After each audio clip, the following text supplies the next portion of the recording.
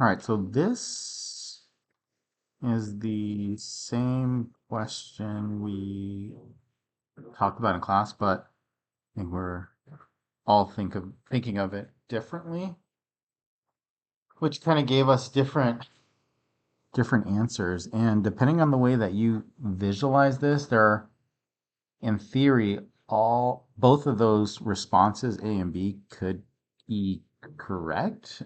Again, just depending on the way that you visualize the diagram.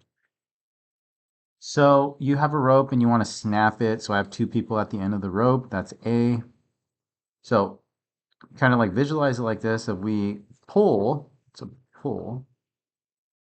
If we pull with enough force, what's going to happen is eventually going to snap because we are stretching it. All the all of the tension is applied directly to the rope. B's a little different in terms of the setup, so we're going to just wrap it around the tree. Okay. And then we're both going to be on the same side pulling. But the thing that's different here is we're not necessarily stretching the rope because the tree is taking some of that force off of the rope. So if the tree is taking some of the force off of the rope, I'm certain we could still snap it. But which one's going to happen first? The one where all of the tension is being applied directly to the rope and nothing's being taken off.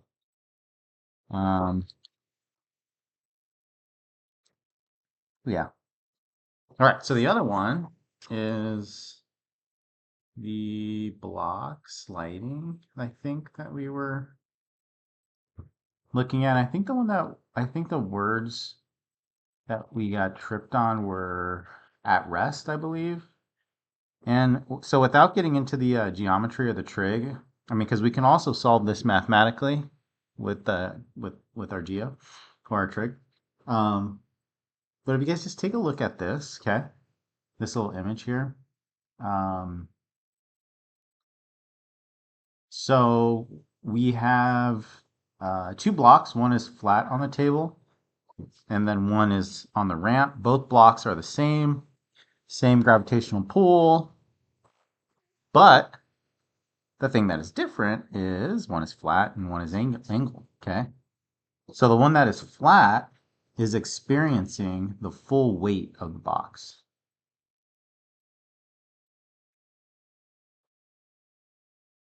So on the flat one, the full weight of the box is pushing straight down, and whatever surface it's on is pushing straight back up. So the normal force should be equal to the gravitational force in this case. There's no angle.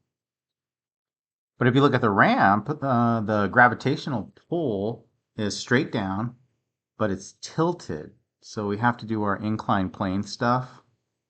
So that means that this is going to be split into 2 degrees, or 2 dimensions, I should say. So it splits into two parts.